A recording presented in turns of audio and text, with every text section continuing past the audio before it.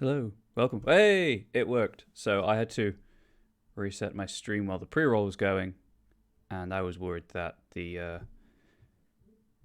chat window would be missing. But it's not, so I don't have to reset anything. Also, that light is a bit aggressive on my face. I guess I'll lower it 1 second.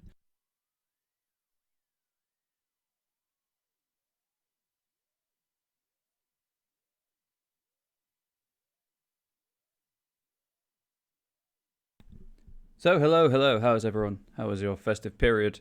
I guess I don't have anything that I need to particularly say before I start the YouTube recording, so let's get everything started, shall we? I need to... I have a... So professional, I forgot one of my notes. Where did that go? There's my notes. Or there are my notes, whichever you prefer. Okay, the viewer counts appeared, so that's nice. I can see how many people I'm embarrassing myself in front of. Let's get started. 3, 2, 1. Welcome, one and all, to, if my show notes are correct, which they should be, episode 10 of my Behind the Screen series. Technically season 2. Season 1 was D&D stuff. It was not on this channel, so don't go looking for it on this channel. I am Comrade Bubbles, or Ryan, whichever you prefer. I am a fan. Onyx Path are just giving me the platform to do this from. And hopefully, obviously, increase engagement with their games and content. If you enjoy whatever you see today, all of the older material is on my YouTube channel. It's Comrade Bubbles. Apart from last week's, because that was a special and subs get a week's exclusivity. So as soon as I'm done here, I will upload there. By there, I mean my YouTube channel. Assuming that the video is fine and nothing breaks. Anyway, so standard disclaimers apply, really. The first one you may is more important, I guess, in that I'm still sort of suffering with the cough I had last week. It's a lot better than it was. But it does keep sneaking up on me. I will, like last week, try to mute my microphone while I'm doing that. Sorry, I just wanted to check something. Just because coughing on stream doesn't sound great, obviously. So that's what that's all about. I apologize. I misclicked trying to click my stream chat window open and hit the users in chat button. So if that actually appeared, which it did, truly sorry about that. Did not mean to do that. I don't know why I went all the way to the top to click in the window. I guess I could have clicked at the bottom, but there we go. My name's Ryan. I'm disabled. I do experience muscle spasms. I do twitch. I do stutter. I do stammer. I do slur my speech occasionally. I apologize for all of that if it's disquieting or makes any of this hard to follow. I will try to repeat myself when the whatever it is passes. It shouldn't happen too much. It hasn't happened yet, but if it does, I just want everyone to be aware of that. And I do struggle with multiple trains of thought, so I will try to finish one train of thought before going on to another. That's that sorted. As usual, I'm going to do the links plug at the start. Silicon Path will be flagging the usual links about Scion content and the Story Path Nexus. A large percentage of Onyx Path, the Onyx Path team, are at Milwaukee Con or something. Hang on, I've got the actual thing. Where did it go? There we go.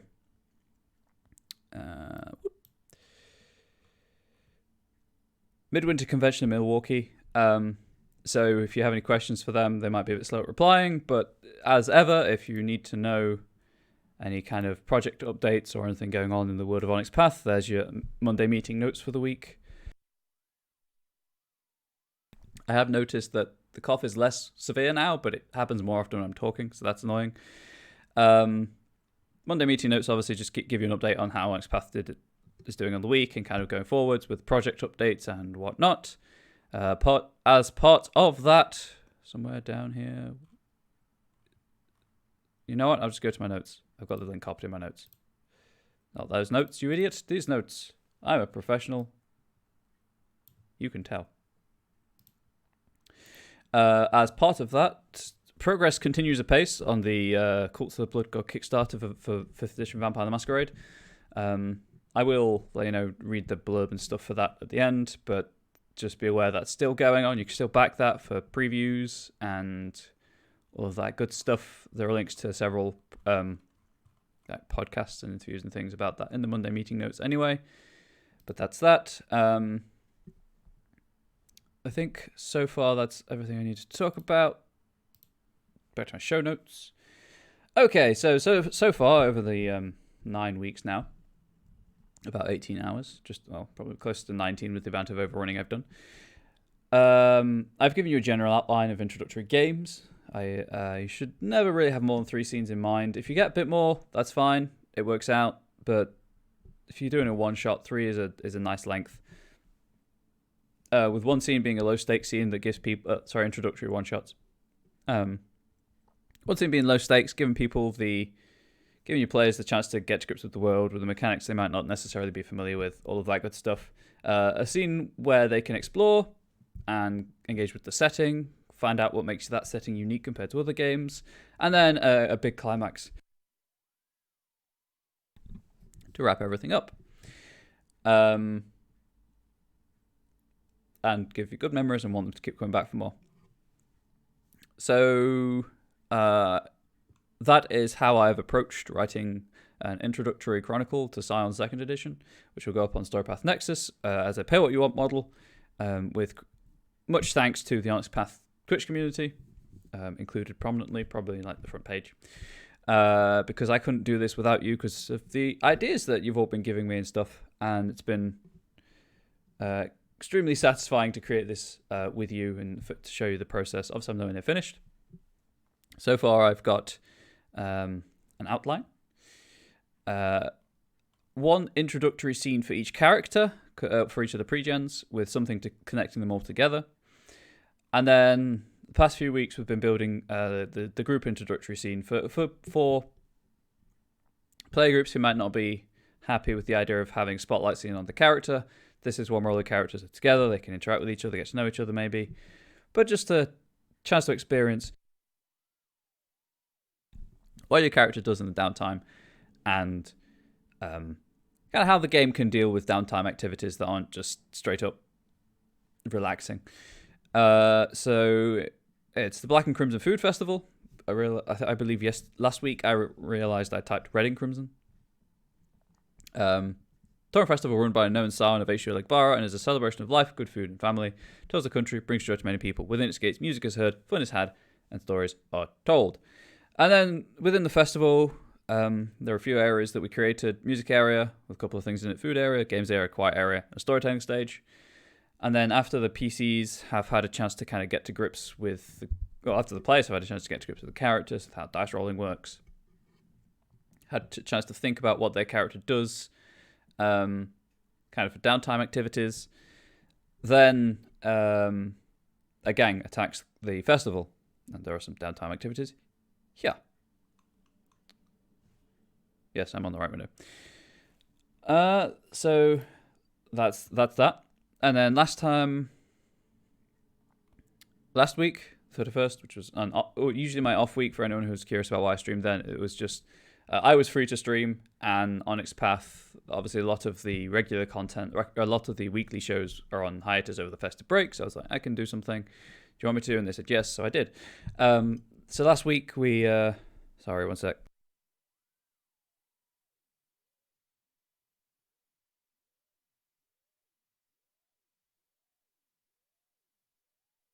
Last week we started writing the kind of the action bit to end up that scene, treating each of those different areas as different zones, and created some stat blocks for antagonists, namely the Inked gang members, complete with a custom poison, and their boss. This is here in case I decide I need another stat block, but cursor has been captured. I probably won't, if I'm being perfectly honest. So that's what we did last time. And then we kind of define the first field of the music area. So I realized somewhere needs to be more than one gang member per field, per player, because they only have a health of 1. So kind of mooks are designed to be a numerous kind of mini threat in that you can easily take out a whole swarm of mooks by yourself. This is not a particularly high stakes scene. I'm not trying to kill the characters in the scene, so that's not going to be a problem. But still want more than one gang member. So let's go with 3. They're not primarily there to kill the players. I need to make some grammatical errors. Grammatical correction, sorry. I made a grammatical error. 3 gang members in each field per player character, with boss being present in the field most player characters. There you go. But they're not trying to kill the player characters, they're there to cause chaos. So, music area, gang members in this field will flee after destroying a number of tents equal to the number of player characters present in the field multiplied by 2. I'm going to put minimum of... Actually, if there's no one in there, then I don't need a minimum value because that just happens and it's a random number. Okay, right, well, that's that. So, I'm expecting by the end of this stream to do these 4 fields and get started on the second scene. If not, obviously, it's no big deal. I'll just do it next time. But I'm expecting to get through these remaining 4 fields. Unfortunately, I have to go to work now. Hope to catch you later on the channel. Well, thank you, JC Lepf, J Klepf. I will, as I upload everything to YouTube, Comrade Bubbles afterwards. I hope you enjoy it. I hope work goes well. But thank you for tuning in for the opening 20 minutes or so. Do appreciate the support. Okay, so food area. This is also going to be full of people, but this is more full of people watching eating competitions / waiting for food / eating food. All of the tables and chairs in this area count as... Right, I just want to check, but I believe it's called expendable cover. That's the hero book. That's not the book I need. And I don't need that like that. So where was it? Was it here? Or was it story path system? I think it was story path system, actually. Actions. Utilize cover. Cover expendable, light, heavy, or full. Yes, expendable. Count as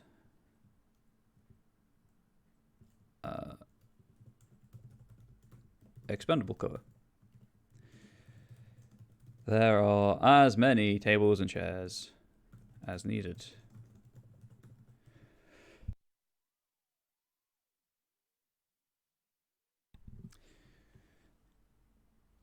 In fact, there are so many tables and chairs even. There are so many tables and chairs that the field, the entire field, there we go, is classified as difficult terrain. Stop opening hero, you idiot. Open origin.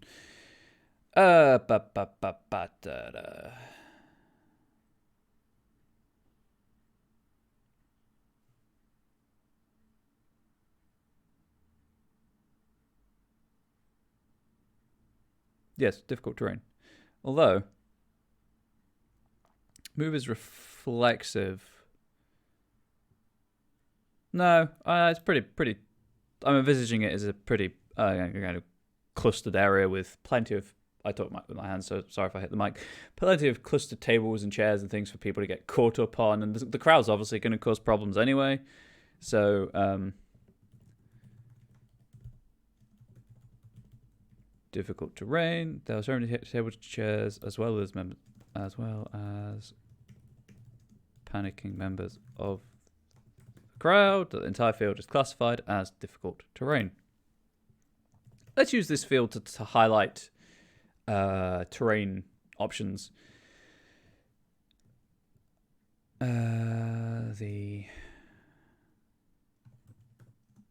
don't know why gang members is randomly capitalized up here. Oh, right, yeah, because of the stat block entry. Let's do this.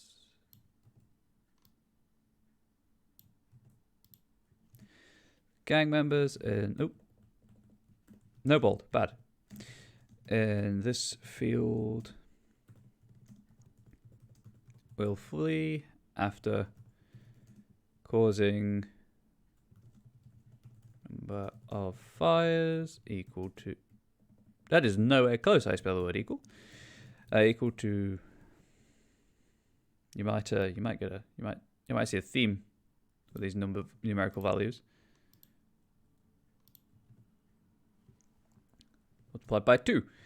A fire is caused after a barbecue, stove, grill, colon, comma, etc. is knocked over as a... Oh, let's go with a 2D action.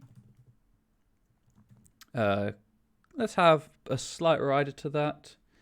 Ooh, let's say that the crowd can provide a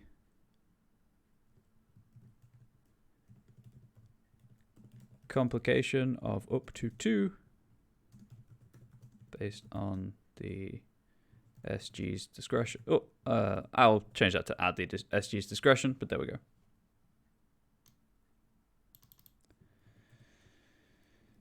At the store guy's discretion. Technically speaking, this should be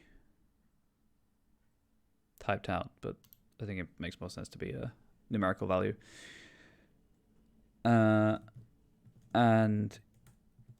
each firer counts as, let's not say a barrier because it's not a solid object. Let's give it a, I think this is dangerous terrain, right?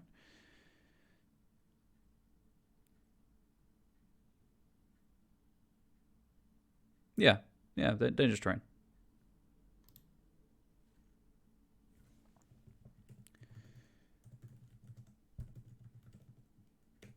There we go.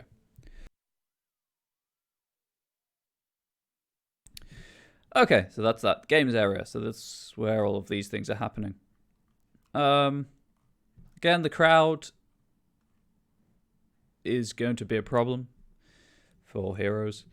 What are the gang trying to achieve? So they're trying to cause chaos by setting fire. They're trying to cause chaos by destroying tents.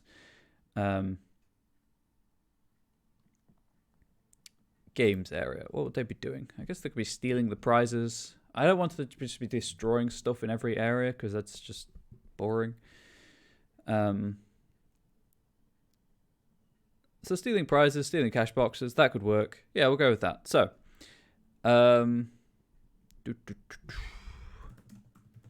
games here have drawn quite a crowd.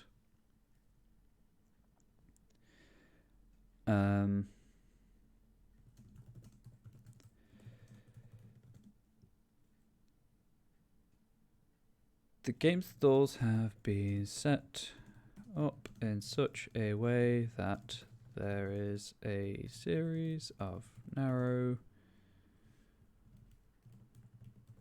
corridors in several rows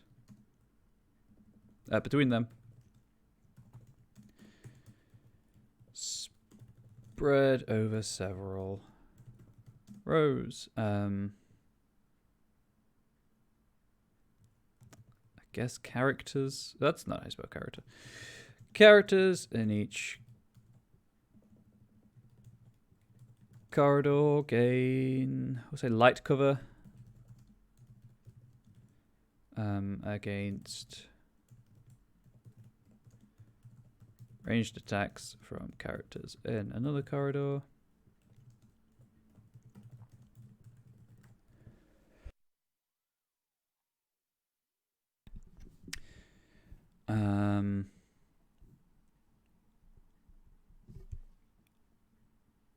I don't want it to be a repeat of the music area is the thing. I want something unique in this area relating to the games, potentially. I guess it could just be that there's a lot of ammunition lying around and... Oh, that was what I meant to say. I had to sign for a package for one of my neighbors earlier, so I might have to go down to the door to, give it to them at some point during the stream. That's what I wanted to say. I've said it. Continuing on. Yeah, it could just be that there's plenty of ammunition lying around for people who want to make thrown attacks.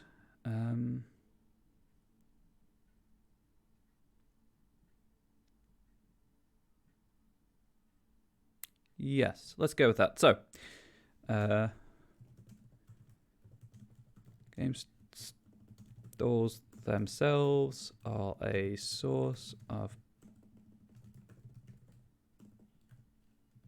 plentiful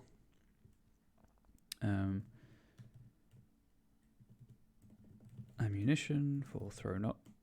I'll just put or a plentiful source of thrown objects. Source of thrown objects. Any tag made with an object from a stall suffers from, let's say, 2C to reflect the chance of throwing a soft toy. So it's just, you can grab anything, but it's slightly harder to grab the thing you need to deal damage with.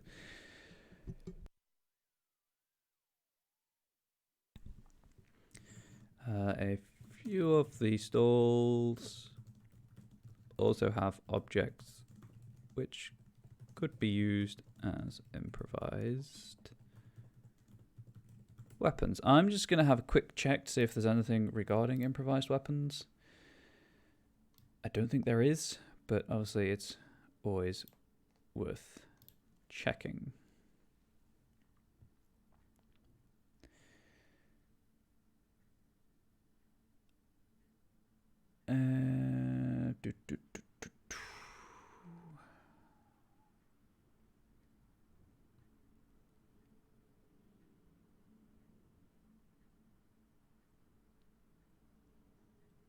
Other combat actions. Complicate action. I'm just going to go to index, and then I'm going to go to check I for improvised, I guess. Oh, too far. Improvised is not there. What about weapons?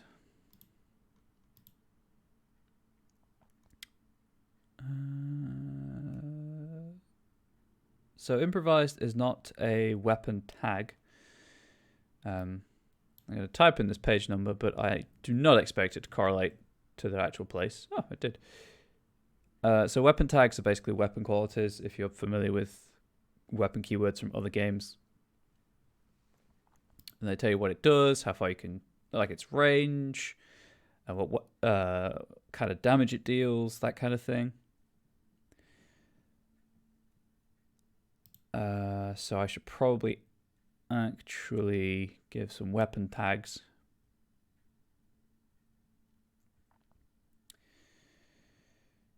Yes, I should do that. So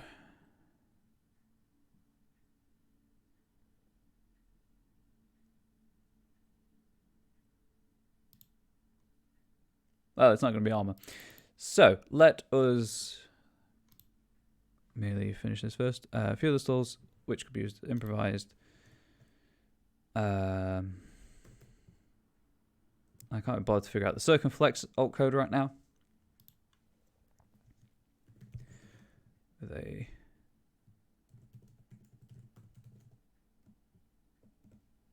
complication of 1. I need to figure out how to correctly write that kind of information, but there we go.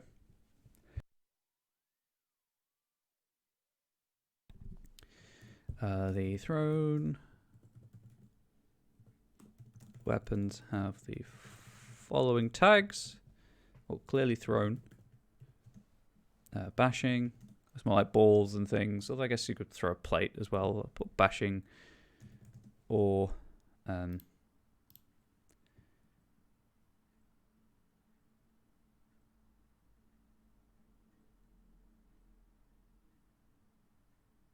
don't know, piercings to punch through armor. Never mind. There's just bashing. Throw, bashing, and arcing, I think, works.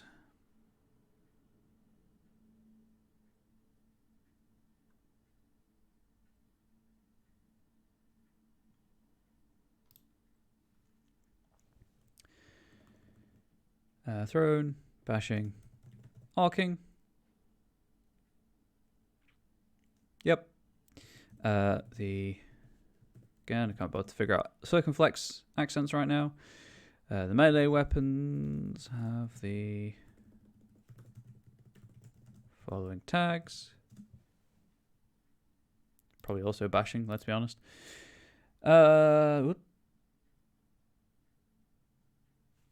You know, just because I like things being in alphabetical order.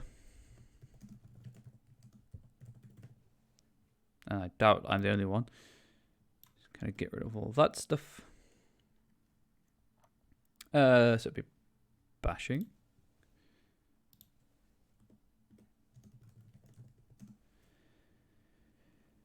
And melee.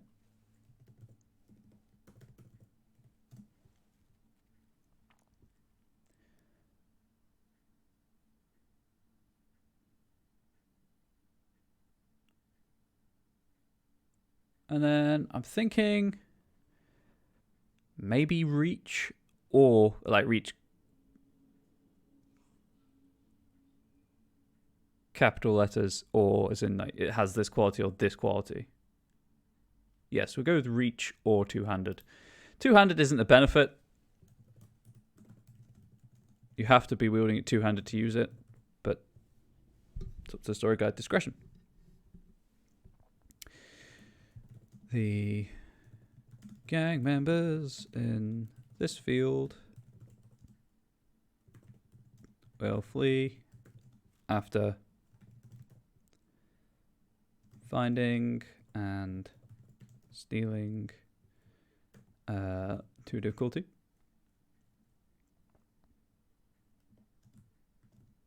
+1 complication because of the crowd.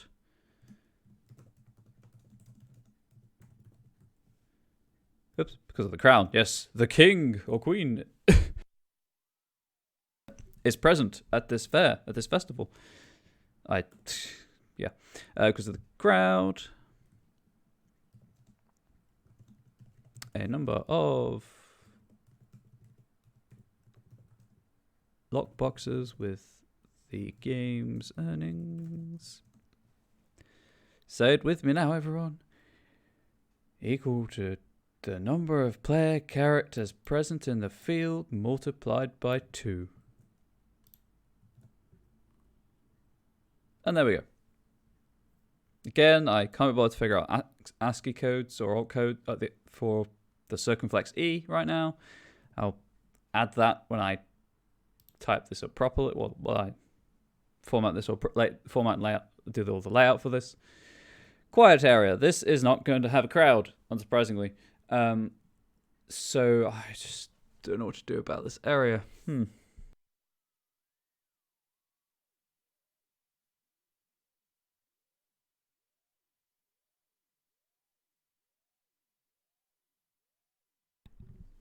To be fair, could just have it that there is no particular field effect in this area. It's just a plain field to highlight the fact that you can just have plain fields. You don't have to have fancy special rules going on and stuff. Also, the camera angle is terrible. I might have to move my webcam because I can put it on top of my secondary monitor. I'll fix that later. Also means when I'm looking at chat, I'm kind of looking at the camera. And when I'm playing games, yeah. Anyway, it's a learning curve. Quiet area. There are a few people in this area, and little to serve as cover or an obstruction. Also, it's telling me there's a grammatical error, but oh no, they're off you. Whoops, there are a few. Or an obstruction. This field has no special properties.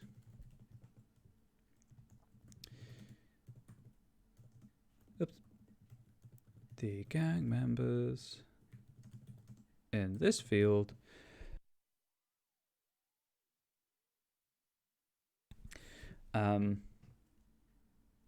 incidentally, if anyone out there has thought of something that could apply in the quiet area, please do feel free to suggest it in chat. You'll be able to see your very own username and suggestion appear on the Twitch channel below my face. Twitch on the YouTube recording. There we go. So the Twitch channel is on the right and below my face. So there we go. Will flee after spending a number of initiative slots. You can probably guess the numerical value here. Equal to play character spent this film multiplied by 2. Defacing the tree. It takes their first, I think turn is the correct word.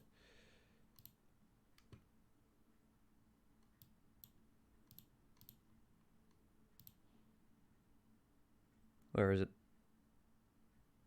Yeah, turn. To get to the tree.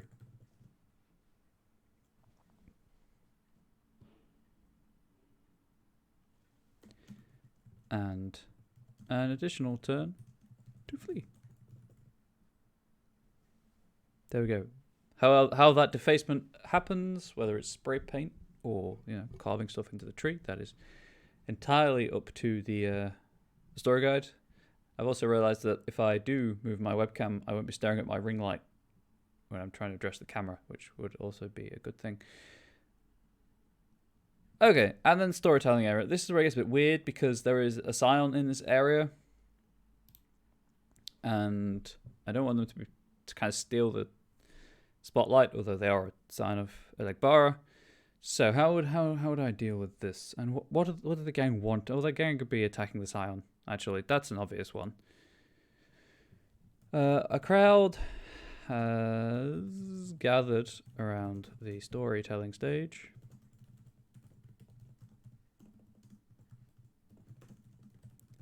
Listen to XXX as words.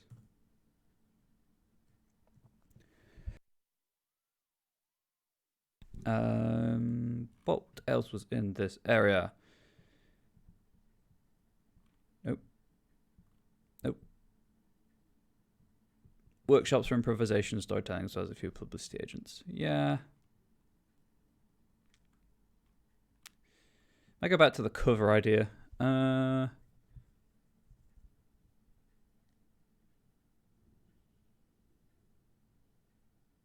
Light cover and expendable cover, maybe?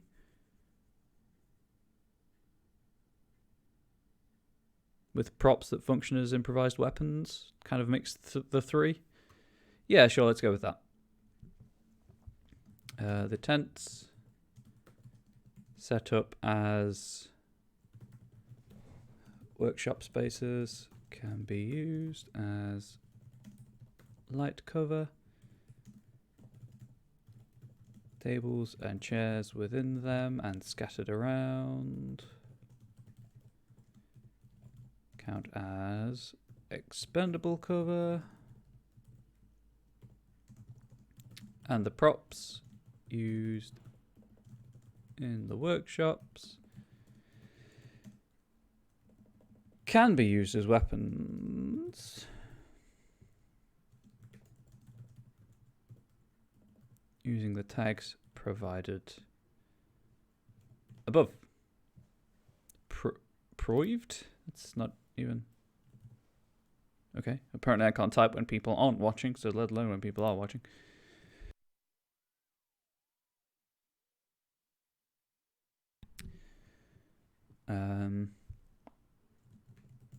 Finding a usable prop requires a... Let's specify a role for this, shall we?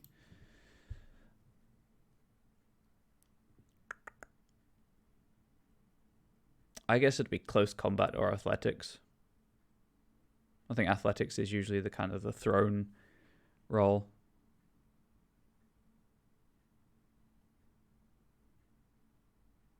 Or firearms.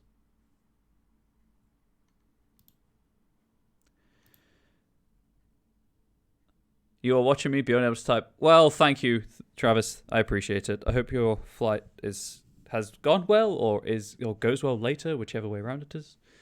Having people watch me be unable to type is a huge confidence boost.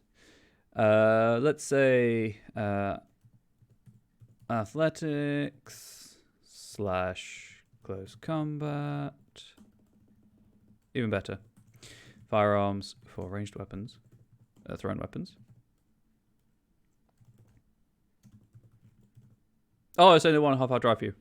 Excellent. Well, I hope the drive goes well. All I know about America is it's big and things are spread out for thrown weapons or close combat for melee weapons. Thank you for making the time to be here. Anyway, I do appreciate it. Roll. Big and dumb. My friend, I'd like to call you that. The soon-to-be not United Kingdom is pretty small and dumb right now, so... There we go. Oh dear. 1 second.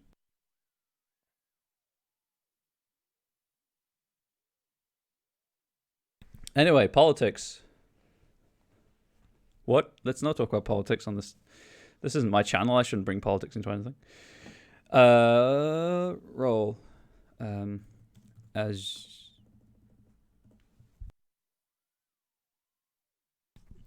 Suffering unity in our fascist cesspools. Yes, please. Oh, it's terrible. As usual,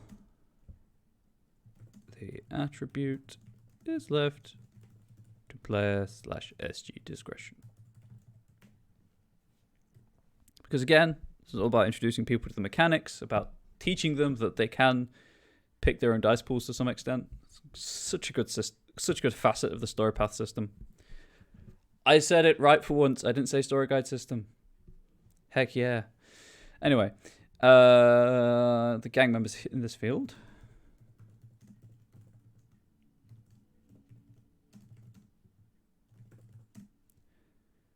The gang members in this field will flee after either defeating XXXX or half of their number is defeated. Right, I guess this means I need a stat block for the Scion. Why do I do this to myself? Happily, there is one in the rulebook that I'm going to adapt. Where have antagonists gone? There they have. I just have to find the right... Check them in the right PDF first. Wee. Strange folk, a she. Sorcerers, satyrs, kitsune, centaur. I think I'm going the wrong way. I am going the wrong way. Sound might be in the hero book. It's in the hero book. Gosh darn it. Not legendary creatures. Oh, hang on. It might be. I thought there was a Scion stat block in one of these books. There we go. Basilisk, Daitengu, Hydra, Yutner, Kerberos Hounds, Nemeans, Scions. Here we go.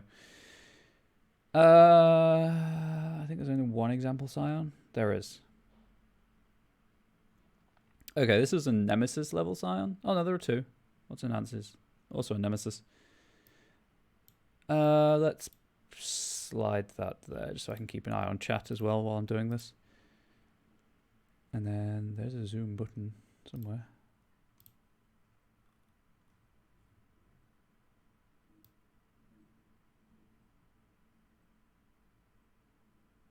Okay, so we've got a Scion of Anansi.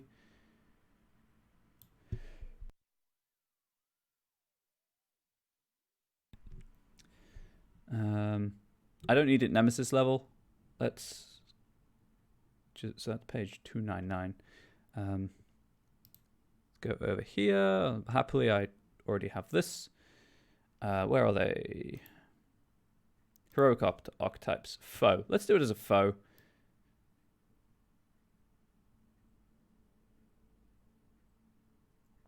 Because... Ooh, rival. Possibly rival. Because I don't think the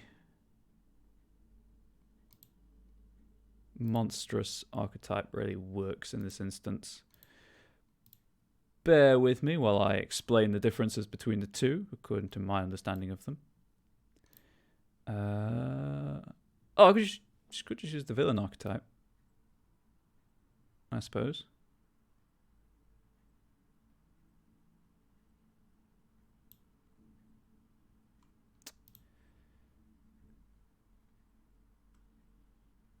No. I think I'd go with the rival.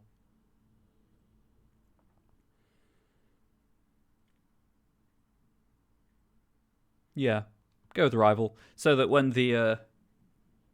if this character does crop up again, and the player characters meet them, they're kind of like on an equal footing. Okay, so archetype. Rival. I'm going to put in brackets Scion hero. But everything that will be needed to use this stat block will be included in the stat block. XXXX colon Scion of Elegbara. I need to set that to heading 3. So rival, primary pool 9. That's a lot of dice. Primary pool 7. Desperation pool 5. Plug in the numbers into the template. 3, 3, 6. +2 enhancements for stunts other than inflicted damage.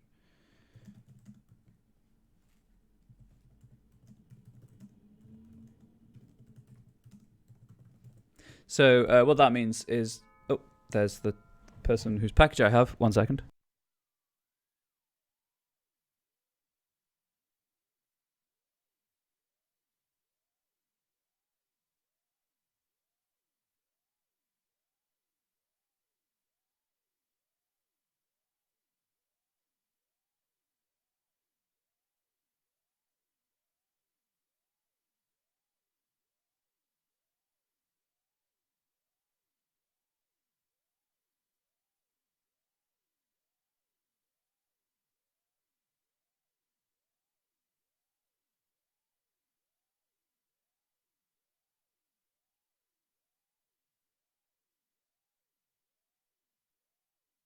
There we go, make sure I'm centered-ish in the webcam. What was I saying? Yes, so +2 enhancement for stunts other than inflict damage. So I've covered enhancements before, but I'll recap. So you assemble your dice pool, you roll the dice, and as long as you get one, as long as you succeed at the action, enhancements count as extra successes, essentially. So what that means is that the rival archetype gains 2 kind of sort of automatic bonus successes, we'll say. Bonus successes. To spend on stunts other than inflict damage. Stunts that aren't inflict damage are in Scion Origin, where the actual core rules are. But they are... blinding, break up, grapple. I guess critical would work. Disarm, establish grapple, if you really want to invoke the grapple rules, you mad person. Feint, knockdown, trip, seize, shove, or sunder. Two bonus successes is a pretty big deal, considering most of these are 1 or 2 successes to use them. So it's pretty useful to have that. But that's its extras. Right, so as they are a Scion, we will need some... Flares. Only qualities at the drive to have a good time. That is what this person wants. They'll need flares as well.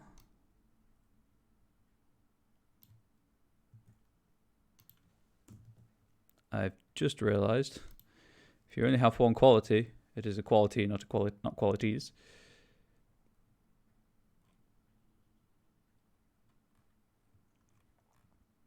Okay, so where am I? Wrong chapter, you idiot. Qualities, there we go. I don't see them having an attack quality.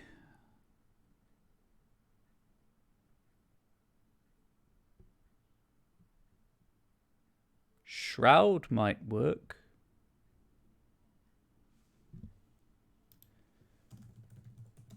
Shroud. Utility doesn't really make sense. Cage of Words, definitely.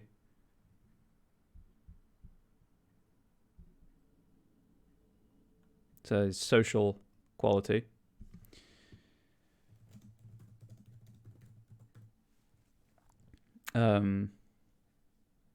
Basically, it's more of a social test thing, but it's harder to influence them. And if you fail the roll, you get a condition as you try to figure out what they just said to you.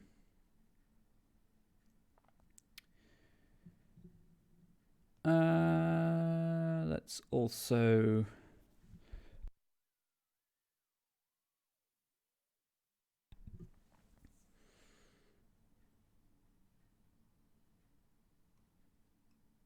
Let's have institutional disbelief. That just makes it harder for mortal institutions to interact with them in a meaningful way. Institutional disbelief. But let's give them a sandbag, so a negative quality. Maybe, if any of these make sense. They don't really make sense.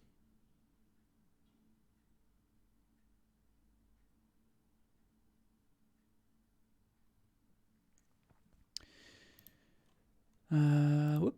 Where'd that list of knacks go?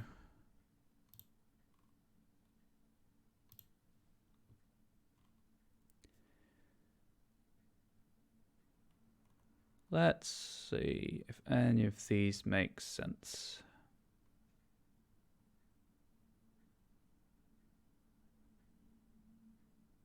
Smoke and mirrors. But I'll... brackets. Knack. More clarification. Trickster knack. I'm assuming like Alec Barr is a trickster. Or has the trickster purview. Where's Arisha? There it is. It would be weird if it... yeah. If it didn't. Trickster. Okay, so now a couple of flares. Antagonists. Flares. See if any of these make sense. I'm expecting not to have an attack flare. But I could be surprised, so let's let us see. Dread gaze. No. Seeing red. No. Spray and pray. No. Selfless shield. No. Actually.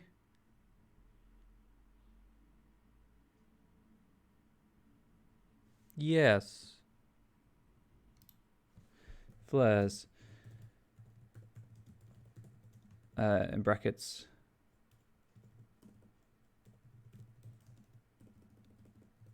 Innocent bystanders count as allies. So whoever the sign is, they can interpose themselves to prevent harm being dealt to innocent bystanders.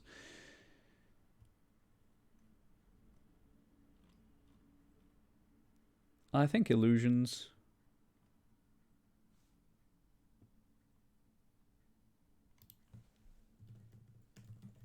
Illusions. Illusions, you fool. And that's probably going to be fine.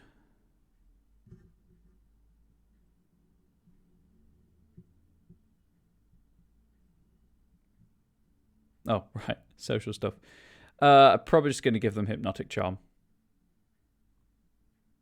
Yeah.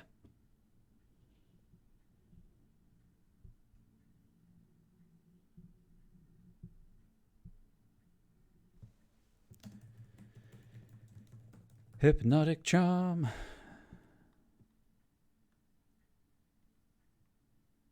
There is no area for scale. I'm trying to figure out if there should be like a social scale increase.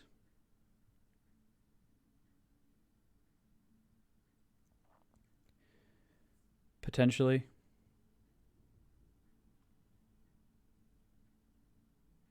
Maybe. I don't know. I don't know if I should save the scale stuff for the, the big climax at the end. I think I'll do that. Get the rest of the mechanics sorted and then add the scale stuff at the end. Okay, what are the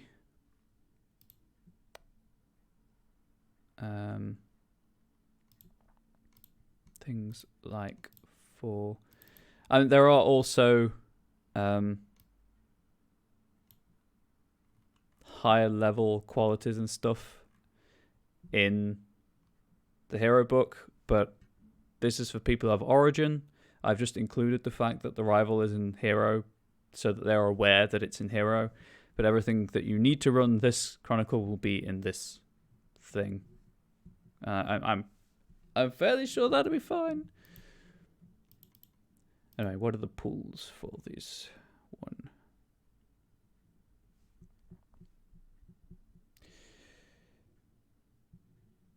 Yeah. Kind of boring, really.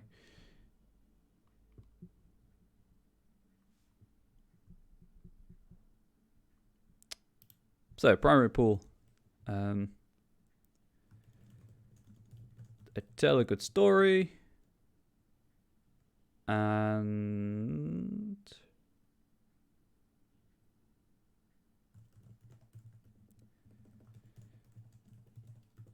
silver-tongued and light-fingered.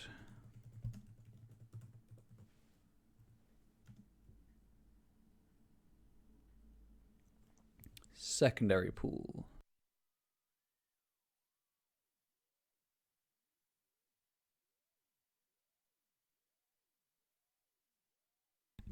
Hang on, I've seen someone has posted in chat. What's on my sleeve is one of your faith pool descriptions. That is a great description. I like that. I assume that you encountered that in your own game. Sorry. Ah, that also has yeet into space. I knew something was missing here. Used it. Excellent. Excellent. I do like the going crazy with pool descriptions. Since you tend to run more often than not, I am in exactly that same boat. But, it is what it is. I also get paid to run games, so I can't really complain. I wish I got paid to run more Onyx Path games, but there we go. Nightbot's decided it's going to chime in as well. Excellent. Excellent. Anyway, secondary pool for a mysterious Scion of Elegbara. Let's see. I feel like in the context of the scene, it would make sense to have a combat focus pool. But I don't see Scions of Elegbara as being combat focused characters. It is a perfect thing. Actually, Ivory Knight, do you mind if I use that as a secondary pool description?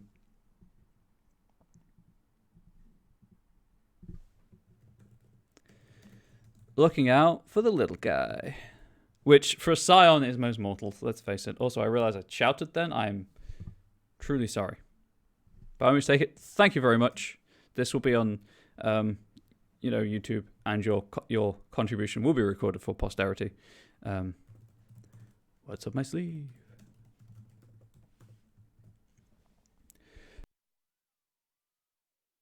So there we go. Looking out for the little guy. You could argue is a self-defense thing, or acting in defense of other characters in terms of a combat pool. If you didn't want to say anything, I wanted to check. I believe in checking for things like that extremely clearly.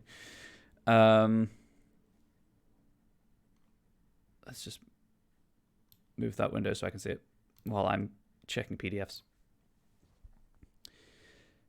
Extras. Is there a list of extras? I don't believe there is, but I could be wrong. Flares and other traits by default, of course. Oh, of course. Do I want to add an extra one? I might. Defending cult members or something if they get to following is perfect. I do. Exactly. That was my point. Because to me, a trickster shouldn't, most of the time, won't have that combat focus. But in the context of this scene, I want to be able to have that option if the story guide wants it. If they want to just start rolling dice against themselves. What was I checking? That's what I was checking. Archetypes.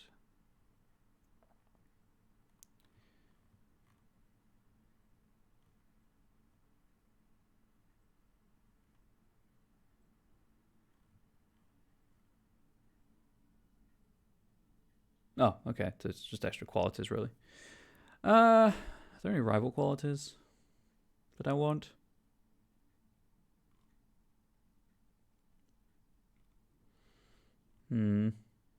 Diplomythic immunity. Which is a great... It has such good mouthfeel to say diplomythic. Anyway. I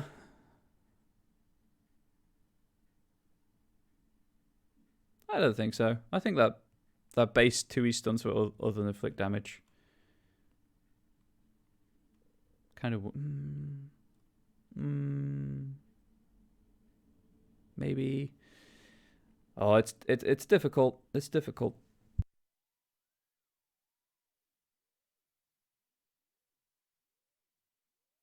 Anyway. I'm going to stop looking very shortly so I can move on and there's progress.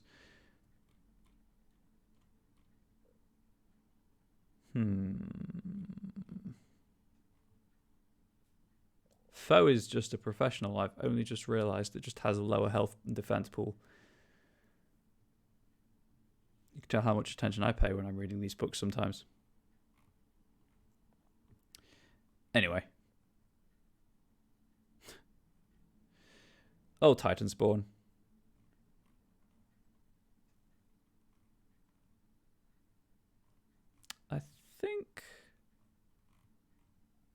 I think I'm good unless there are any additional qualities.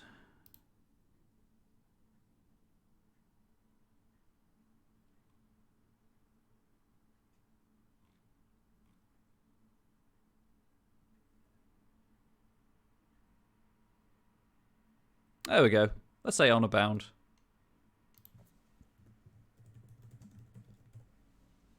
Just to mix it up a little more than anything. Give a bit of extra flavor to the stat block beyond the default. Okay, so that's that sorted out. They have health, they have defenses, they have a way of defending themselves. Let's see. I need something that...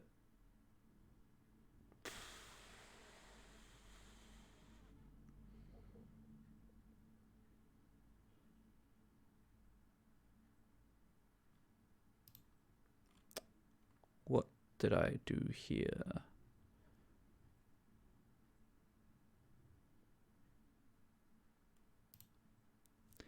Because I want something that gives the players something to interact with rather than just this fight. So, let's have collateral damage be a thing. Control B. The gang members only need... Let's lower it to 2S to use the yeet into space stunt.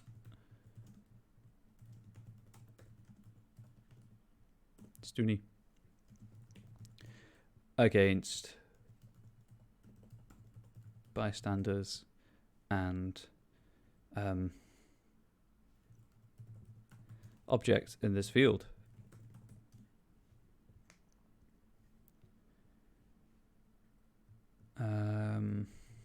Once a bystander... How to phrase this?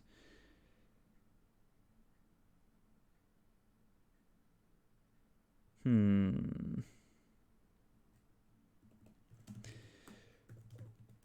will use this snat to take out bystanders and break tenets, tents, tables, etc. On their way to XXXX. There we go. So the players can either, any player characters present in the scene could opt to help look after the bystanders to minimize the collateral damage, or to go and help. Go and help. Sorry, I don't know where that H went. It just disappeared. Go and help the Scion with the problem. So I think that's the introductory scene done.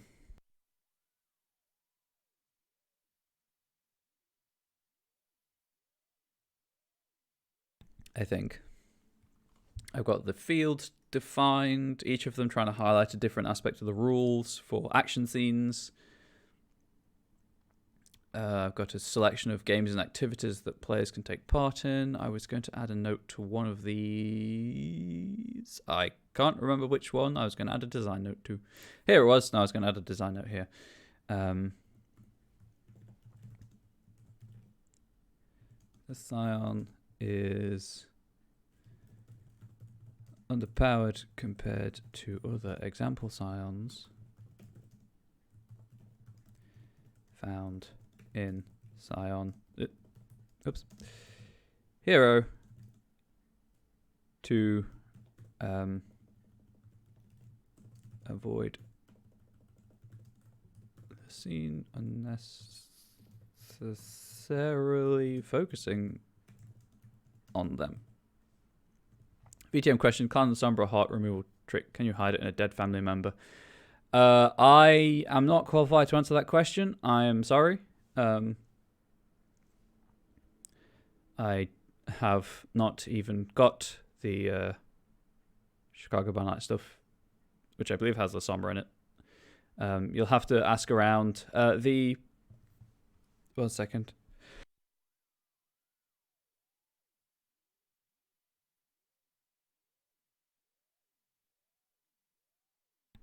I guess Reddit might be a good place to ask that. I truly am sorry I can't answer that question. Base VTM stuff I'm fine with. It's just the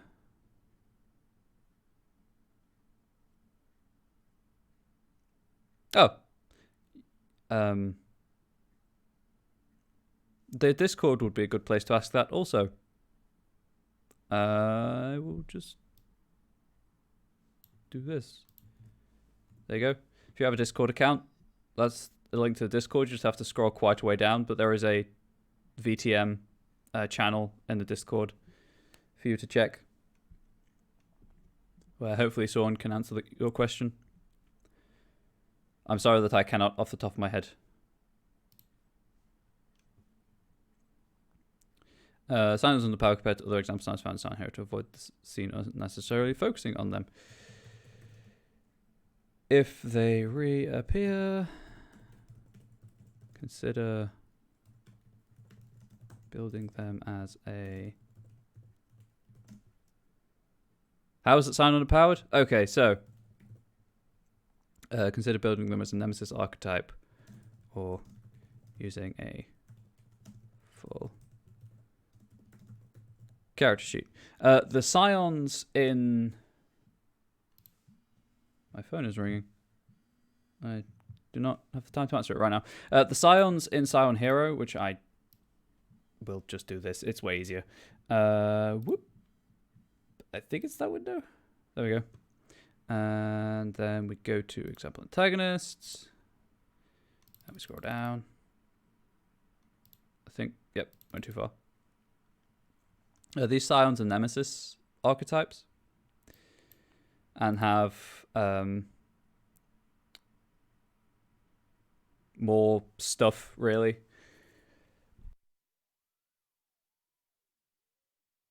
It's fine in terms of number of flares and qualities, but for instance, there are no callings on this Scion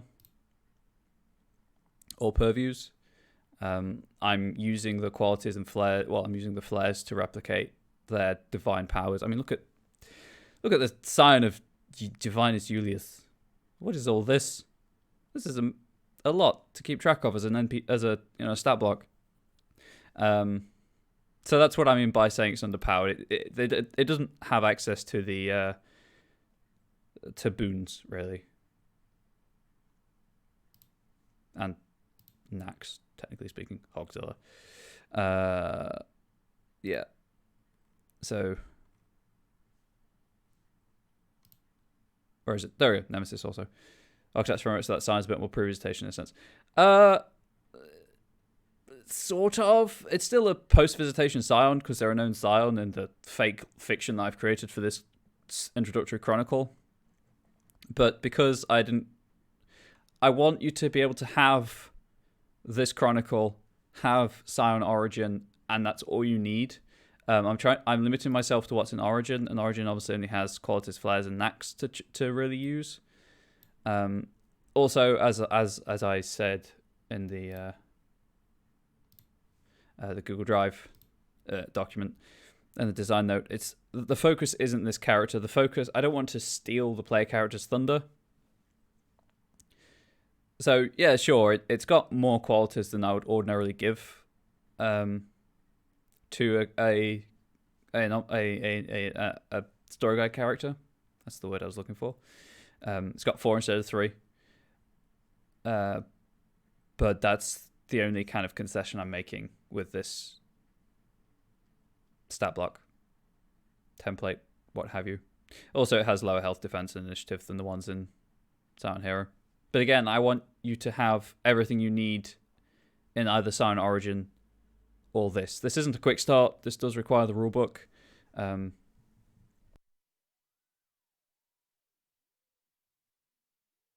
Mostly because this is going up as community content, not as an official publication. Because I'm not. This isn't official Onyx Path stuff. I'm a fan. They've simply given me the platform. And I'm hoping that I'm helping spread the good word. And to answer questions about game systems I know stuff about. Alas, I missed the Kickstarter for CBN, so I'm just waiting for that to actually come out.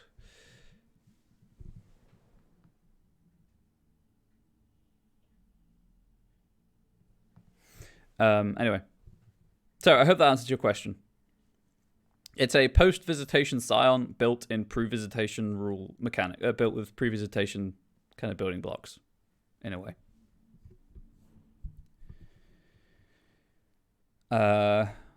Also, because I haven't mentioned it yet, anything in double asterisks is a design note.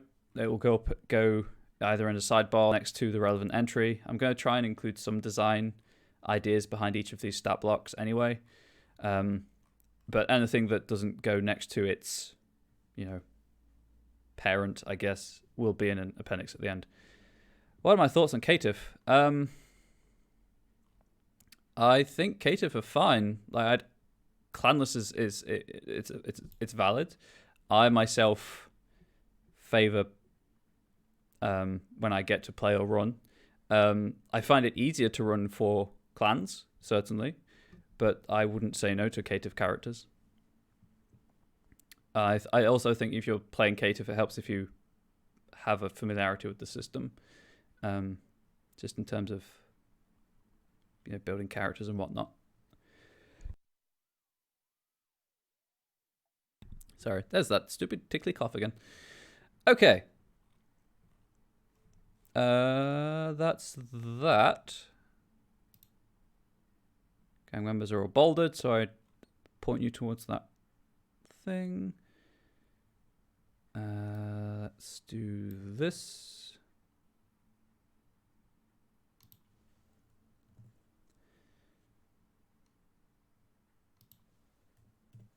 I think that works as a lowercase, but I'm not entirely sure.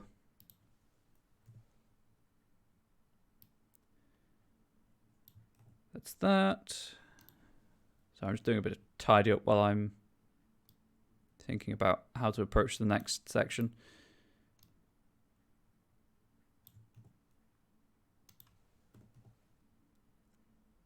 I am so sorry for crimes against uppercase letters.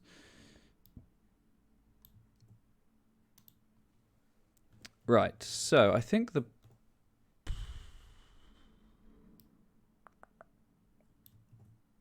actually I need to note somewhere. Probably down here if I haven't already done it.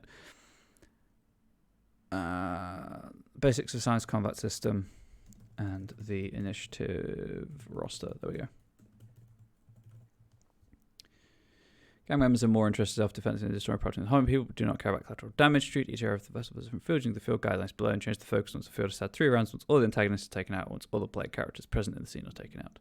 There we go. I'm a huge fan of the 3 rolls and out system for most kind of, not incidental, meaningless stuff, but it helps prevent excessive extended dice rolling.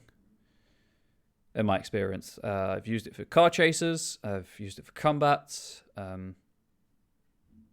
Extended dice rolling obviously doesn't usually happen in social stuff, but if you do use social combat mechanics, then it'll work in there as well perfectly fine. It's just a nice way of getting kind of the random chance of opposed dice rolling, as opposed to rolling versus a static number, but also not dragging things on. I would say don't make the mistake I made and reset the counter when something kind of technically restarts the scene. That did drag on a little bit, but there we go. Everyone had a fun car chase out of it, so I don't care. Okay, so that's the introduction scene, I think, done. Unless anyone can think of anything to add. So we've got a bit of SGC prep, telling you what it is. A bit of flavor to read out or to paraphrase or to use for your inspiration. Basic outline of what's at the festival. Example games and things for people to interact with whilst at the festival. Rumors are whatever you want them to be. This is my way of saying this is a good place to put story seeds. And then we've got the festival becomes an action scene, an action adventure scene with combat and an initiative roster, and then the different fields. I've got the stat blocks and the toxic stuff. Yeah, I think I'm happy with that. So finally, after I say after 9.5, it's actually 8.5 because never forget those 2 hours I spent just waxing lyrical about GM tips. That was possibly my single greatest achievement to date. I'm so happy that people actually enjoyed it. Anyway, it's more like 8.5. But after 8.5 streams, I've finally finished the introduction of this chronicle. Oh boy, it feels good. Of course, I followed up that 2 hours of waxing lyrical with 2 streams of making a character sheet, so there we go. Anyway, I need to go to heading 1? Yes, heading 1.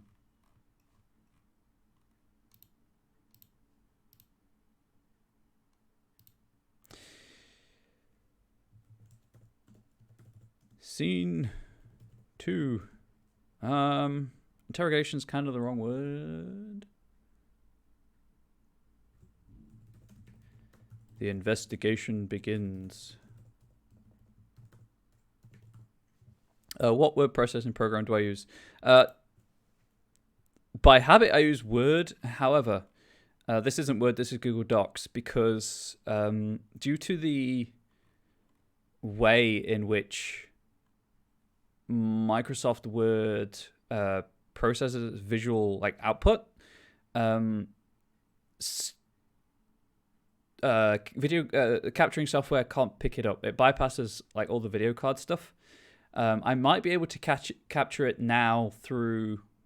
Now I've figured out how to capture like a display itself. I could do display capture, I think, but that I'm not sure how doing display capture would mess around all with all of the other windows and stuff I'm capturing. Because obviously I've got the huge text window in the middle, which is fine. That'll be the display capture. But I've got a window capture going for the chat. I've got the webcam going for my webcam. I've got the window capture going for the PDF when I bring that up, and I've got the text here. That would be fine because that's just all in Streamlabs, but it might be a bit weird. So this is just Google Drive. It also means I can click between tabs really easily, and I don't have to remember to save anything because it auto saves. But it also means like I've got my file directory here. So, it's not perfect, but it works. Favorite part of VTM, your parts play monsters more hot than people sometimes.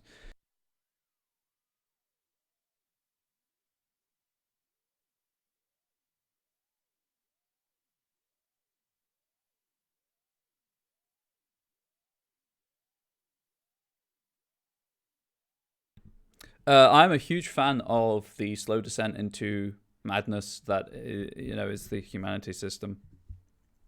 I like. Well, actually, one, I'm just a huge fan of Malkavians. I have mental health problems myself, and I love playing games that allow me to explore them in a structured, relatively safe, comfortable environment. But two, just the decline of the characters over time is good, and the hunger mechanic works brilliantly. Tend to stress about more than most other sides, raise the sword again. Yeah. I can see the appeal of the Sabbat, don't get me wrong. But I've never really engaged with any large-scale Sabbat playing, so everything around here is... Like, whenever I run VTM stuff... Well, one, because the core book, which is behind me, doesn't have Sabbat stuff in it. It's also just analog and camera stuff, but I am writing my own source book for my own games, which completely replaces Sabbat and Camarilla and Anarch factions anyway in response to the Second Inquisition. So, Sabbat politics are more interesting. But yeah, so I got when I get around to writing more of that, I've got rid of those factions, and I think it's gonna go well. It's just gonna be part of writing the metafiction for the chronicles I run. Okay, I think an SGC prompt here to explain the scene probably be good. Yes.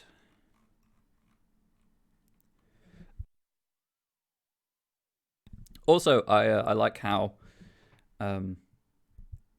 flexible the system is in a way. Like the hunger system is, as an example. I mean, sure, yeah, you roll when you wake up, and you roll when you use certain disciplines. But it's also a built-in mechanic to increase tension. So if something happens that's pretty dramatic, or like, even though obviously vampires don't take like half damage from most attacks, they take an obscene amount of damage in one go. Maybe their hunger increases as their body tries to deal with that. Or rather than having a frenzy check, they get hungrier in response. Like the mind shuts down, the beast takes over like for that split second. I like playing with mechanics to build tension in games. Cameron evidence a bit predictable after all. Yes, it is. To the point where the players I was running through were like, yes, we think this person sounds like a Sabot. And I went, does he? Because I've completely hoodwinked you by introducing new factions. I mean, yeah, they're based on the original 3 factions, but there's more interplay and they're a bit broader and stuff. So anyway, that's not the purpose of this stream. I should not promote my other material apart from my own stream and my Twitter on this stream. It is a terrible habit. Although it's something, if I look into, I could, I guess, throw up on a Patreon kind of thing. Anyway, storyteller's fault, maybe. Who knows? The investigation begins. SGC, eyes only. Right, so this scene is intended to follow from the previous.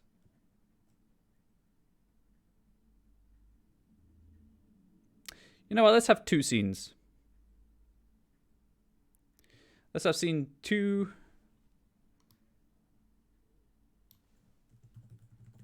The interrogation. And whoops. Scene 3. Let's say for now the hunt.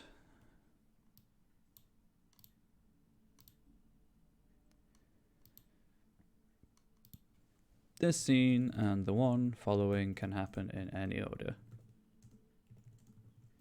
In any order, but are intended to follow from the festival. Are intended to follow the festival scene.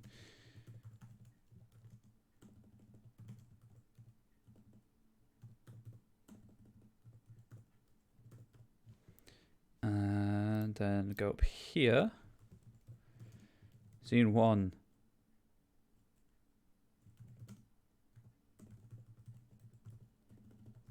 The festival. So then this becomes normal text.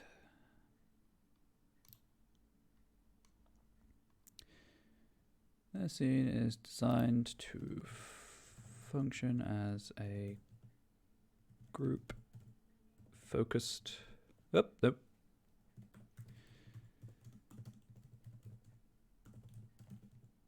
Introduction. All of that. And brackets, so it should not be used if the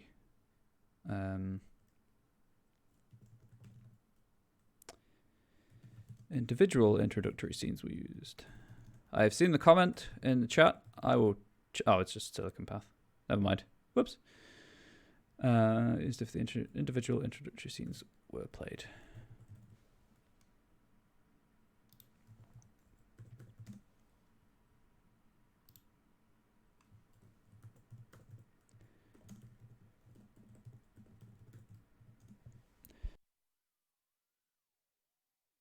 I think I'm going to be a bit on the nose with this. Many paths.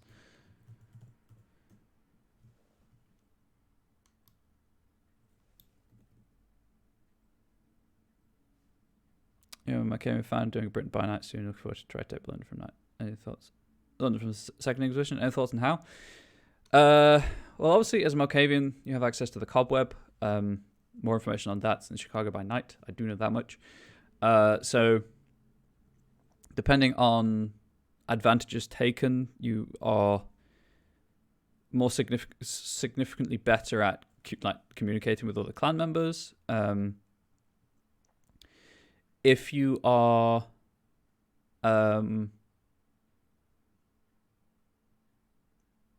of wanting to rely on geographical stereotypes, obviously a lot of the northern towns in Britain are more kind of independent, free thinking, less bound by tradition and structure. So maybe start a resistance movement in the north, get everyone on board, and then move south to retake London. Alternatively, go for the Bureaucratic jugular demonstrate that the Second Inquisition are more of a threat to kind society than they are to kindred society, or more of a threat than kindred society to the mortal institutions. Off the top of my head, those are two ways you could foment revolution and kind of remove the SI. Obviously, then you'd also probably have to do raids on SI bases to get rid of records, track down informants and agents, plainclothes members, that kind of thing. Maybe try work on turning faction members, because the SI isn't, completely unified. Everyone has a price. It's the World of Darkness, of course. Everyone has a price. Doesn't have to be monetary. It could be bribery, blackmail, extortion.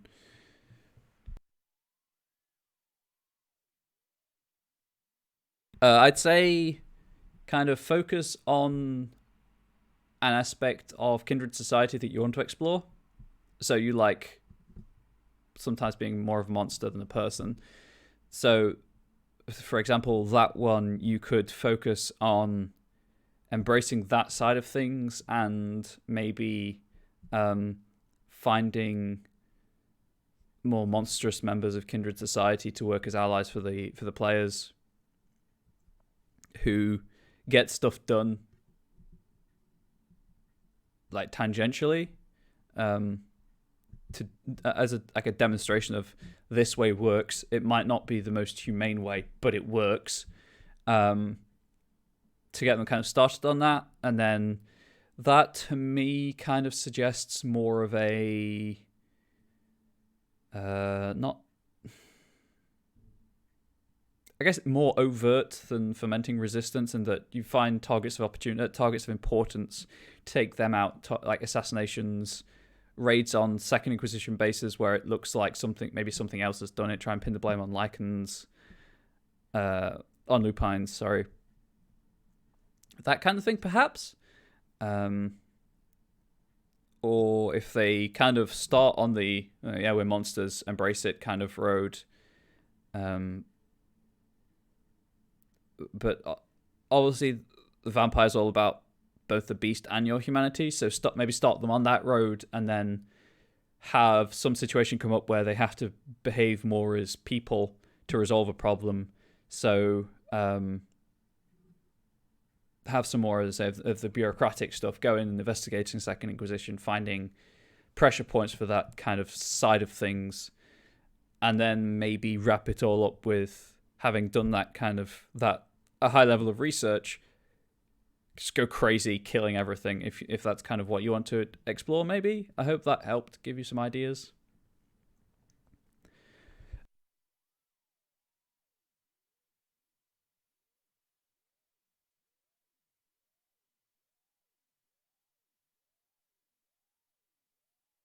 Something else to consider is that the Second Inquisition are obviously going to have a lot of tools to capture and kill kindred.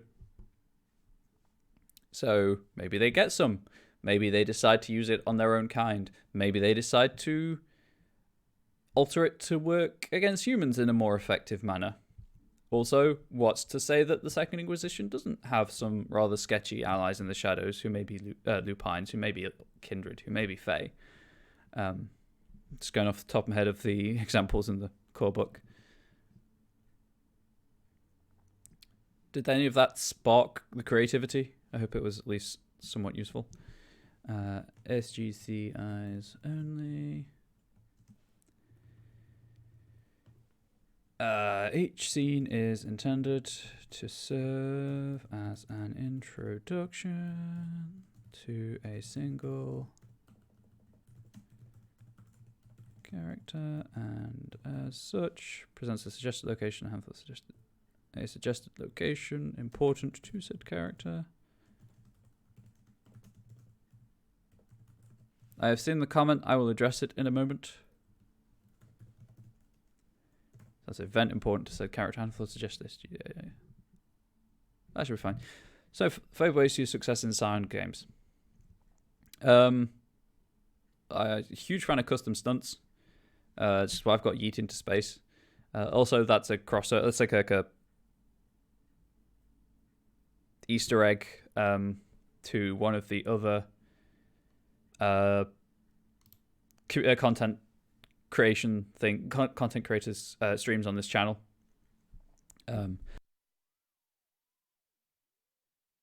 Also, just the one that everyone seems to ignore is the threshold of the degree of success. Like, go crazy. Have your character who has 2 successes left over not go for the extra damage, not go for the pushing or the shoving. Just have them look cool doing it and make connections. Sorry, I get a bit passionate about things like that. A lot of people just seem to forget that aspect of the system. And, of systems that have that kind of thing built in. Theme 1A. I think I'm going to have to do this. I don't like using numerals because they should be typed out. But 1A, 1B. And then for consistency, I have to do this. Right. So it should not be used if the individual introductory scenes were played.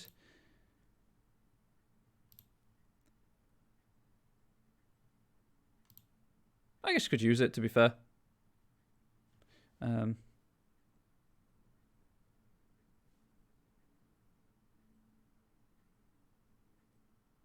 It's not used, of course, for PC since they tend to burn the pool for more effects. Yes, but as I said, I mean, I will fully, hands up, admit that I'm not a POW gamer. I build characters for story. I don't build optimized characters. I build characters that are fun to play as and to play with, for other people at the table. Power gaming is for other people. I'm in it for the story and for the role playing. So yes, kind of that attitude of I won't spend the extra effects, but I'll look cool doing it. Probably not for everyone. Maybe incentivize it in some way. Maybe have kind of have people present in the scene that they don't necessarily know the importance of. They do something cool. They decide not to opt for the high degree of success. Find out later that those people were watching and could have helped them with something else if they had looked cool doing it. I think it was 4 successes is like YouTube viral video thing. Hang on, I might as well just leave it there. I have seen the other question. I will address that momentarily. Where did that degree of success table go? Why am I so bad at navigating a bookmark PDF? Gosh darn.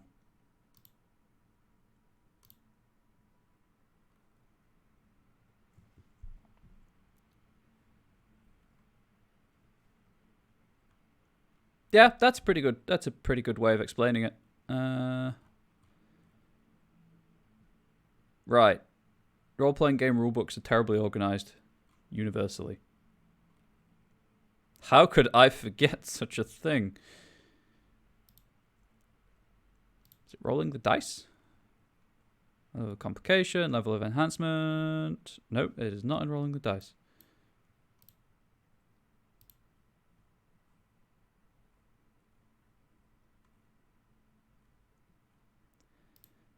Oh, why are role-playing books so bad? I thought there was a table of...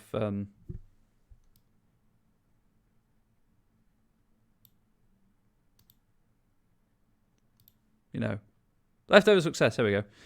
4+, divine, you'll be talked about for decades. 3, your feats leave others in awe. 2, you performed admirably. Gods of Aret or luck pat themselves on the back. 1, competent. 0, you succeeded. No more, no less. Yeah, if they are mechanically focused, explaining it as building legend to grow following, that works well enough. Could also say that it might open doors that would otherwise be closed, give them more contacts. Let's see. Depending on the action, also, maybe they can spend, say, 2 successes to move 1 on the virtue track.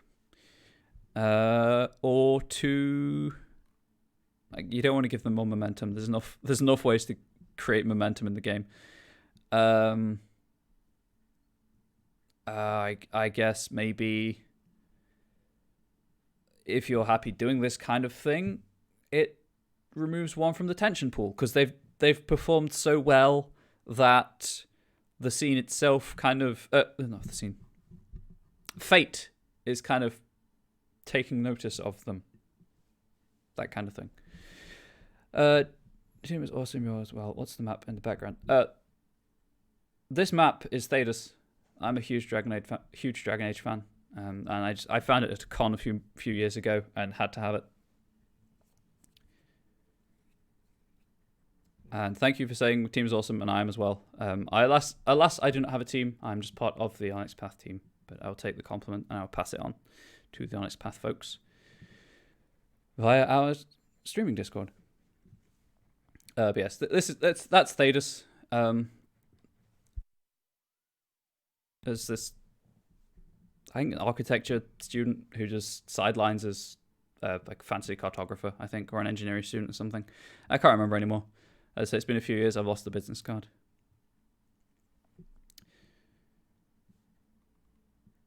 Just trying to think of any other way you could spend successes.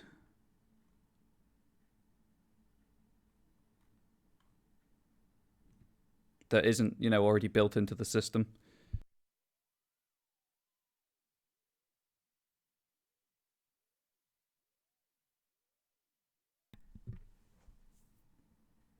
My favourite way to see in Threshold was the sign of Apollo rip off the movie Princess Mononoke. Shabbat Archer snatched the arrow to there and shot the dudes in an arrow 0 buying souls. That's pretty good. Yes, that's pretty good. Obviously, on the fly stunts like that work as well. In fact, that's the first thing it says in the rulebook. What else? Obviously, there's Twists of Fate if you've used the path to enhance the roll.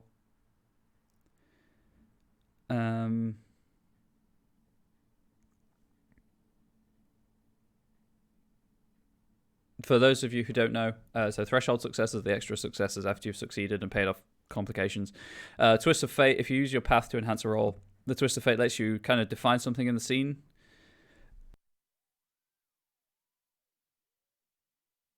You can add or remove one detail per success.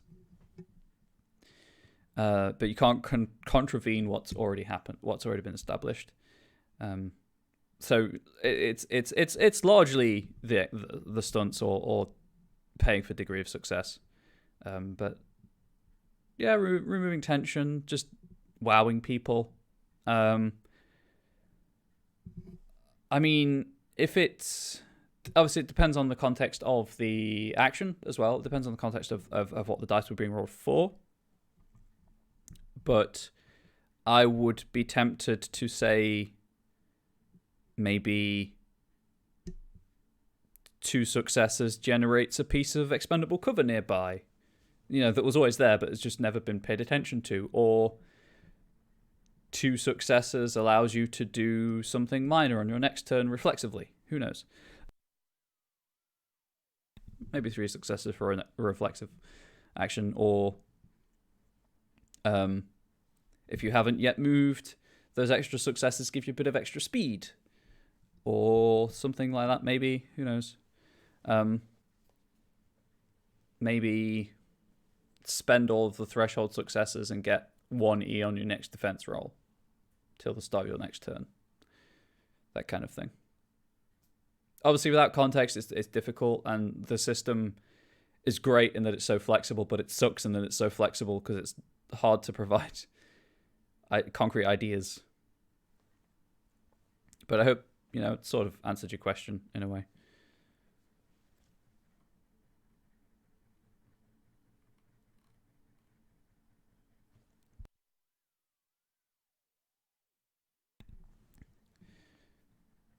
Also, the consolation stuff.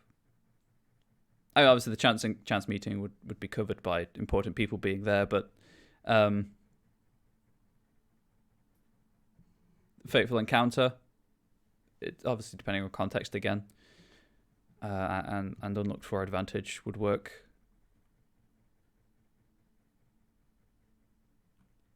Anyway. Just got to get these notes in order. So it should not be used if the as this if the individual introductory scenes were played, but it can be enjoyed regardless.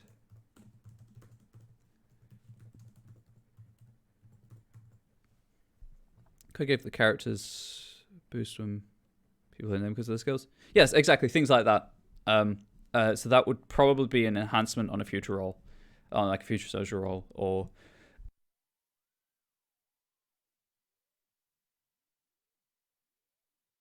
perhaps even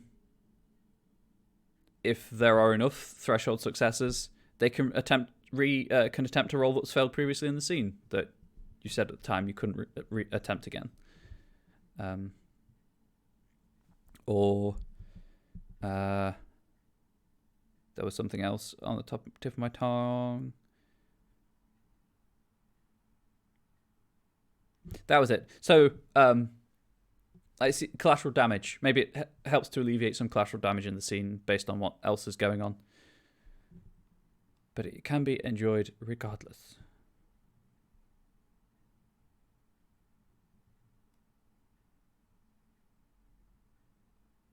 Is that clear enough?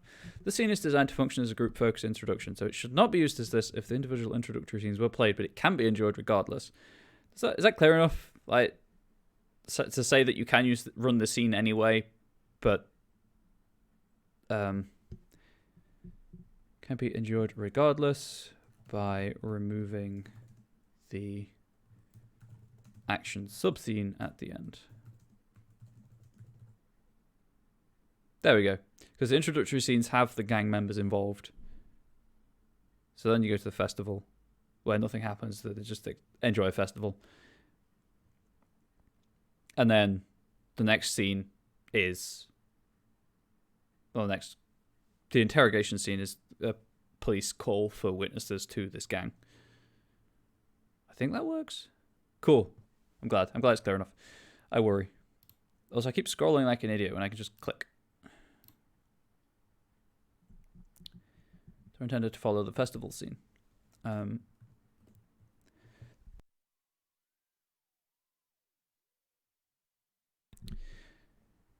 I don't think that's needed at all.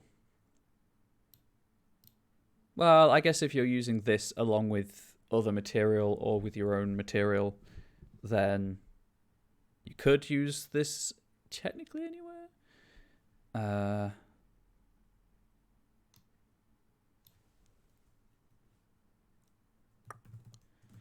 There we go. The police have put out a call for witnesses to the gang attacks to come forwards. So I'm hoping that the players will feel like their characters would come forwards. If not, I might have like a rider at the end of the scene saying what information they can discover without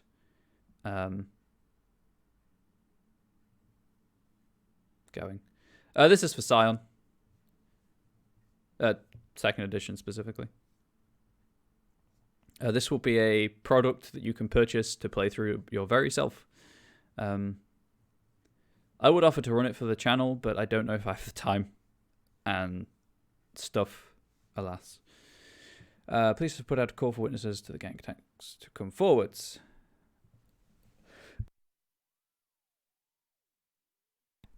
Scion, if you're unfamiliar, you play as Scions, the children of gods, in a world where the divine is real.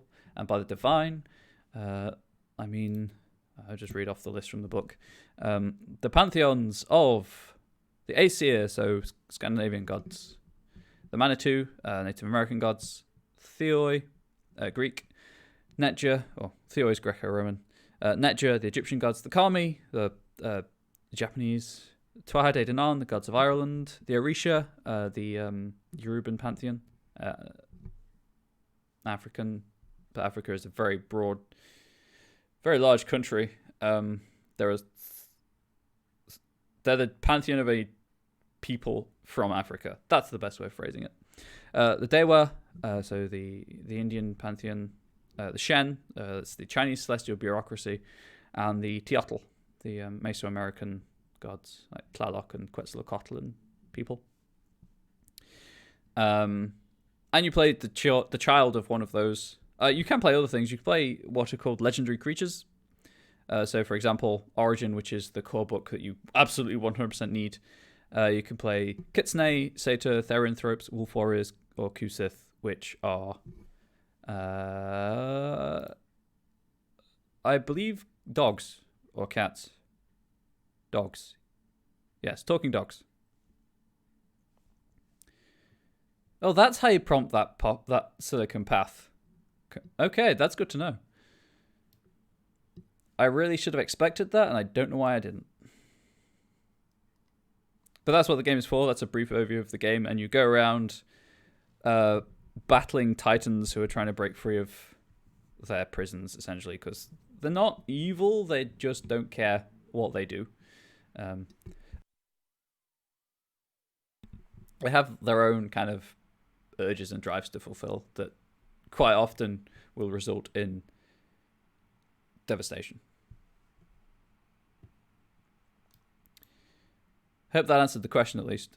Is it on Kickstarter? I mean, it was. It's available to purchase from DriveThruRPG and I believe brick and mortar stores. It's at the bottom of the Monday meeting notes.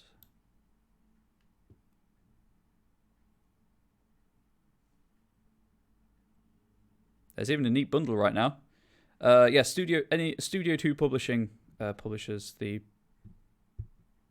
physical copies of Scion.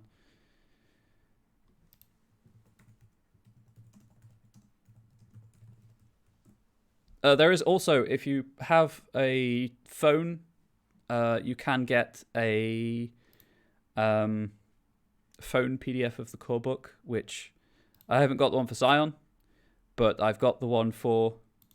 I'm sorry, I wasn't aware of this bundle. I think I've got everything in it, but I'll check. I don't have... Yeah, I've got the rule books. Oh, it comes with the phone version. Sweet. The phone PDFs are great. I have the one for Pugmire because that was a promotional one that was free. And the phone PDFs are incredible. Everything's bookmarked, but it's all aspect ratioed for phones rather than normal PDFs. So sure, it's got like a page count of 800 or whatever, but you can actually read it on a phone easily. I highly recommend checking out the phone PDFs. And I hope more books get that treatment. Anyway, I was trying to find that link, and Plastic Age Plays got there first. Currently, there are 2 books out of the core range. There are 2 more coming to Kickstarter at some point. Who knows when, but Demigod and God to complete the arc.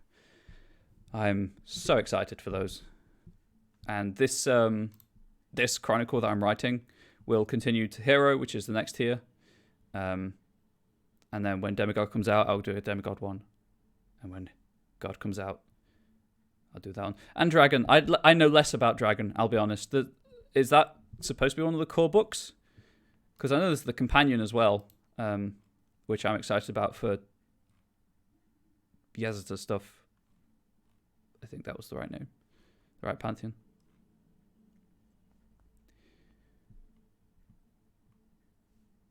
You think so?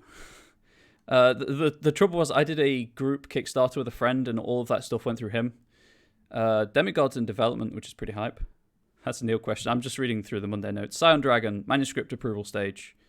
Post approval of the LARP rules, which were a stretch goal. Titanomachy, also a stretch. That's also in post approval development. Sorry. There should be a companion with extra pantheons in. I did check ages ago. Where is it? Scion Companion, Mistress of the World, post-editing development. I don't have to ask Neil, it's on the website. Also, I've just noticed that Hunter Tui is in post-editing development, so get hyped for Hunter Tui. Oh, I wish I had more money.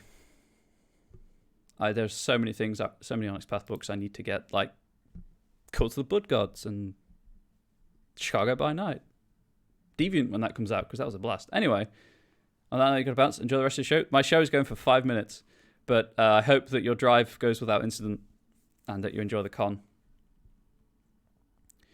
I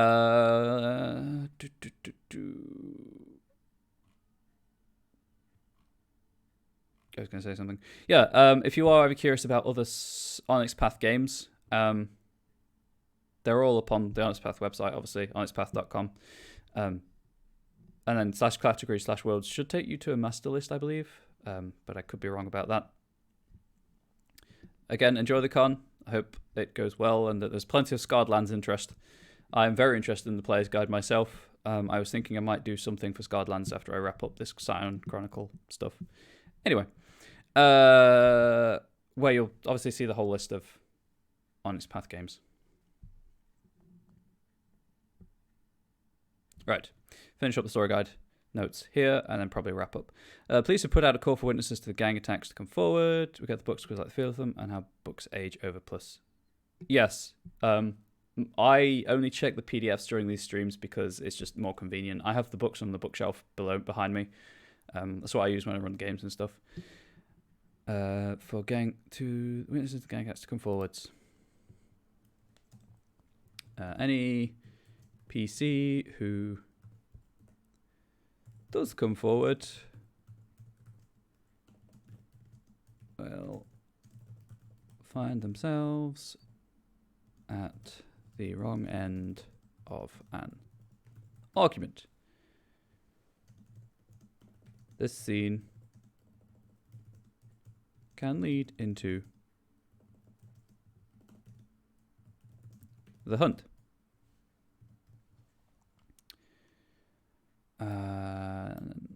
Kind of copy this over here. Any order intended for the gang attacks. The gang have made the local news and have started threatening potential witnesses. Not age over time. Yeah, I understood. Not actual witnesses, but potential witnesses.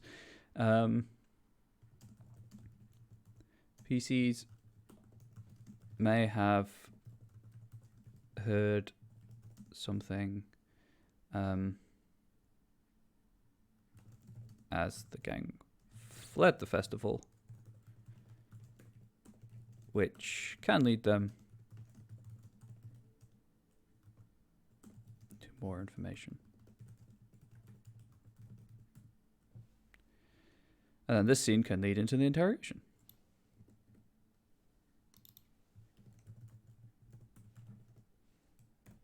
And there we go. Which takes me to 4 o'clock nicely. So this show, will be back in 2 weeks' time, assuming everything goes well. On the 21st of January, same time, I believe it's 9 a.m. EST. It's 2 p.m. GMT, which is my time zone. If you liked it, as I say, all of the older episodes are up on my YouTube channel, Comrade Bubbles, in a playlist. Last week's episode will be up later today. This week's episode will take a week to reach YouTube because subscribers to the Onyx Path channel get a week's exclusivity to the videos on demand. So if you do want to rewatch this or maybe see the beginning of the stream if you missed the beginning and you aren't a subscriber, but for example you have an Amazon Prime account which you have not yet linked to Twitch, because you can do that to get a free Twitch Prime account, or if you have the Twitch Prime account and have not yet used your Twitch Prime subscription for this month, you can use it on this channel to get access to any of our videos produced over the last week before anyone else can see them. I don't have to share the link for Cults of the Blood God, but I will read the copy for anyone who is interested.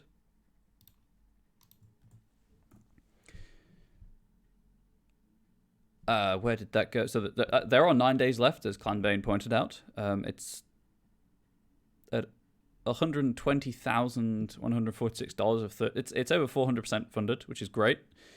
Where was it? Where was that paragraph I read out? I can't remember what I read. Cult of the Blood God is a new style sourcebook for Vampire the Masquerade 5th edition that introduces the pernicious horror of twisted belief. It has player and storytelling material. It has a breakdown about the rise of esoteric beliefs, the religions of the kindred religions, history, structure, and ambitions of the Hecata, as well as a chapter dedicated to playing a vampire among them, and ceremonies for their death-defying discipline Oblivion, and guidance how to use ecclesiastical horror and cults, faith-based story hooks, full chronicle, and then lore sheets, backgrounds, predator types, and all of that good vampire content to sink your fangs into.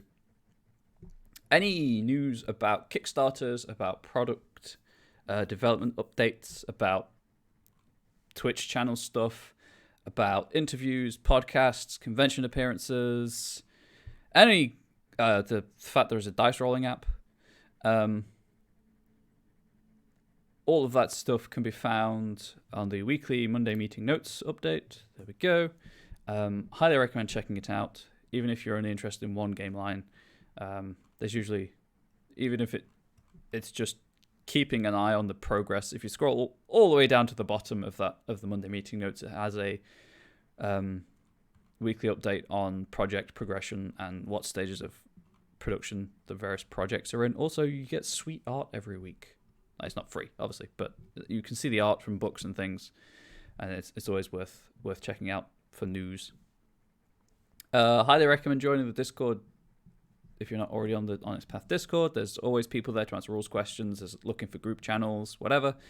Follow the Twitch channel if you aren't already following the Twitch channel to know when we go live. And if you have any lingering questions, I can be found at Comrade Bubbles on Twitter.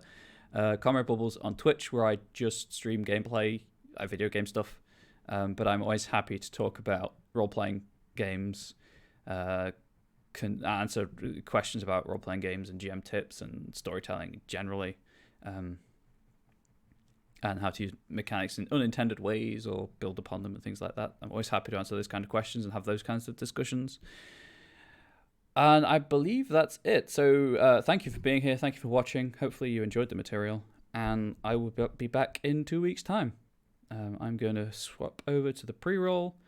But for YouTube, goodbye. Hopefully you can catch this live sometime. I almost pressed the wrong button and ended the stream. And the art is so cool. If you have any lingering questions, I'll be around in chat for about 5 minutes. But I'm going to swap over to the post-roll. So allow me to verbally say thank you for being here, and I'll see you around.